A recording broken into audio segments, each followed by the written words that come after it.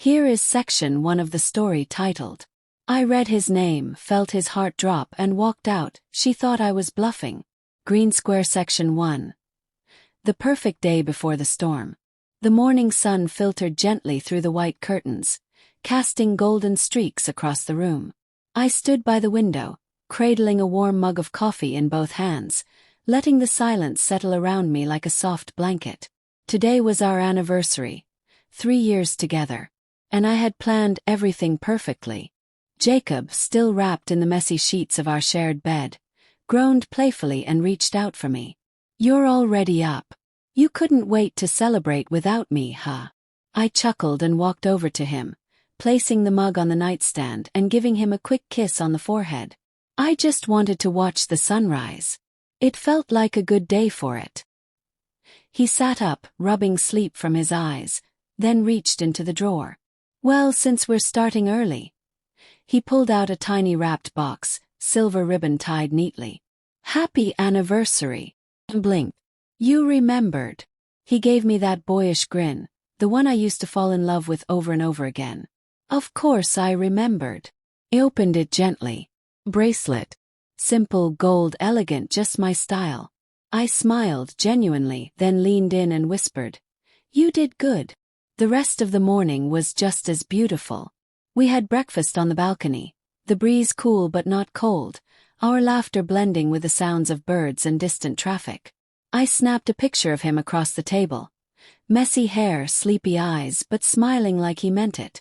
My phone buzzed. A message from Alina, my best friend since high school. Happy anniversary. You two are goals. Hope he treats you like the queen you are today.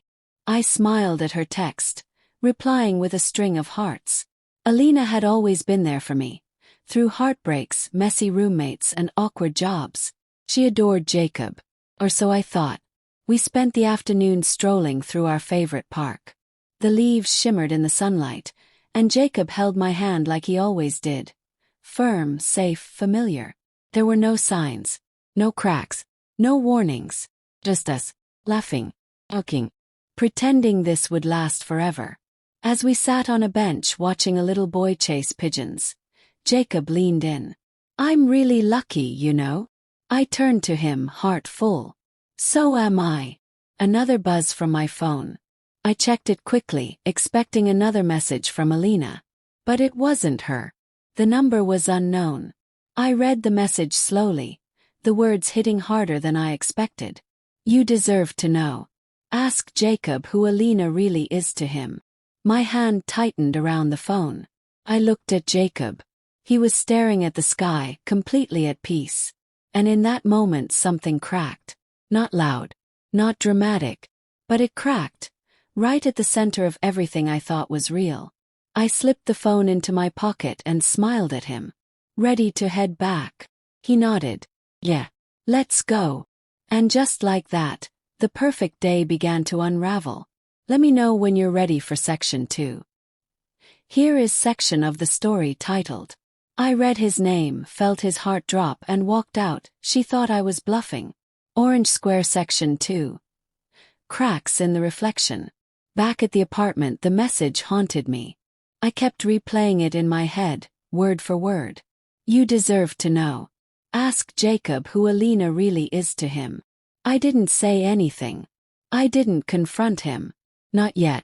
Instead, I moved through the motions, pouring wine, turning on music, lighting candles, while my mind stayed tangled in doubt. Who would send something like that? And why mention her? Lena, my best friend. The one person I trusted outside of Jacob. My safe place. The idea was ridiculous. But once the seed of suspicion was planted, it grew fast. As Jacob sang along softly to a song from our playlist and started chopping vegetables for dinner, I glanced at his phone on the kitchen counter. Unlocked. He never changed his passcode. He said he had nothing to hide. I hesitated. My heart was pounding. Then I picked it up. I told myself I'd only look for a second, just enough to put the thought to rest. Just enough to prove the message was a lie. I typed her name into the search bar. Lena. There they were. Hundreds of messages. Scrolling up, I saw their history went back over a year. Photos, selfies, inside jokes. Can't wait to see you. You looked amazing last night. Few heart emojis. Few late-night messages. One read. You always make me feel like I'm the only one. But I hate lying to her. I thought you were going to tell her. His reply. I will. I just need more time. Time. To do what? To hurt me more. Kept scrolling. I didn't even realize I had started shaking until the screen blurred from my tears. He walked in holding a plate. You okay? I jumped slightly, locking his phone and setting it back, trying to fake a smile. Yeah. Just thinking. He raised an eyebrow. Thinking about what? Forced a laugh. About how lucky I am. He smiled. You really are. The word stung. He didn't know I knew. And I wasn't ready to let him know just yet. I turned around and went to the bedroom. I needed air. I needed quiet. But more than anything, I needed to understand how the two people I trusted most, the two people who knew me the best, could do this. The betrayal wasn't loud or dramatic. It was quiet, cold, dark. That night, he curled up beside me, whispered, I love you, and kissed my shoulder. I closed my eyes, tears silently soaking into the pillow. I didn't respond. Because I wasn't sure what was worse, the cheating or the fact that they both looked me in the eye and pretended nothing was wrong. Tomorrow I'd act. But tonight I let the silence swallow me whole. Let me know when you're ready for section 3. Here is section 3 of the story titled, I read his name, felt his heart drop and walked out. She thought I was bluffing. Yellow square section 3. The truth behind her eyes. Morning came heavy. I didn't sleep. Not really. I just lay there facing the wall pretending that everything wasn't crumbling underneath me. Jacob had left early for work, placing a soft kiss on my forehead before he slipped out the door. That kiss used to mean something. Now it just lingered like a lie on my skin. I stared at the ceiling for a long time before reaching for my phone. I typed out a message to Alina. Just 4 words. Can we meet today? She replied instantly. Of course. What's up? I didn't respond. I just told her the cafe and time. By noon I was sitting at our usual spot, the one near the window where we used to talk about everything. Life. Dreams.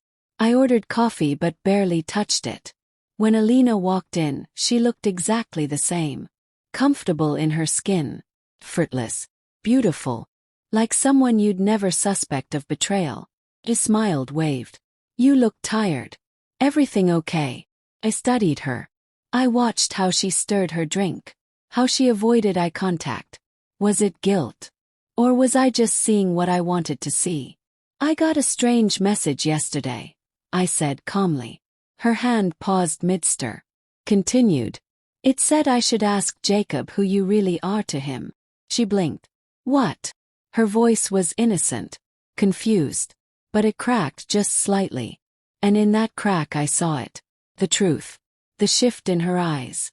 The stiffness in her shoulders. The sudden stillness. I didn't need confirmation. Already knew. But I asked anyway. How long, Alina? Her lips parted slightly, like she didn't expect me to go straight for it. It wasn't supposed to happen. Just did. And we didn't plan to hurt you. But you did. I didn't mean to. You did. My voice was sharper than I expected. She lowered her eyes. It started a year ago. That party you missed. We were both drunk, and it just spiraled. I leaned back, trying to stop the ache in my chest from turning into something worse. You looked me in the eye for months, Alina. You held me while I cried about him. You helped me plan our anniversary dinner. Tears welled in her eyes. I know. And I hate myself for it. No, you don't. If you did, you would have stopped. She reached out across the table. Please. We can talk about this. I stood up. People in the cafe turned as my chair scraped against the floor. I read his name, I whispered. Felt his heart drop and I walked out. She blinked, confused. Wait, what? I gave her a small, bitter smile. You thought I was bluffing. And with that, I turned and left her sitting there, like the stranger she had become. Let me know when you're ready for Section 4 final. Here is Section 4, 500 words, of the story titled, I read his name, felt his heart drop and walked out, she thought I was bluffing. Red Square Section 4. Walking out was the beginning. The door swung shut behind me, the tiny bell above it giving a soft chime, like punctuation to the end of a chapter. Outside the wind had picked up. Clouds rolled in, painting the sky a bruised gray. Fitting, I thought. The weather was matching the storm inside me. I didn't cry. Not because I wasn't broken, but because I had cried enough already. Last night. This morning. On the walk to the cafe. The tears were dry now, replaced with something harder. Something heavier. Resolve. I walked for blocks without knowing where I was headed. Just moving. Needing the motion. Needing distance. Then, without thinking, I found myself outside our apartment. My apartment, I corrected. Jacob's keys were in the bowl by the door, just like always. His jacket still hung on the hook. The home still smelled like us. Citrus candles, fresh laundry, and a faint hint of his cologne. But this wasn't home anymore. I pulled out my phone and typed a message. Jacob. I know. About you and Alina. Don't come looking for me. Then I deleted every picture. Every message. Every trace of him. I gathered my things. Not everything, just what mattered. Suitcase. My laptop. Photo of my mom and me. My journals. Few favorite books. I left the bracelet on the table. The one he gave me yesterday. I wanted him to see it when he came home. To feel the emptiness before he even read my message. I glanced around once more. Not to mourn it, but to mark it. The last time I'd see it as ours. Then I walked out. And for the first time in days I felt something close to peace. It's been 3 weeks now. People keep asking me if I'm okay. I smile and say, I will be. Alina tried calling. Jacob too. I blocked them both.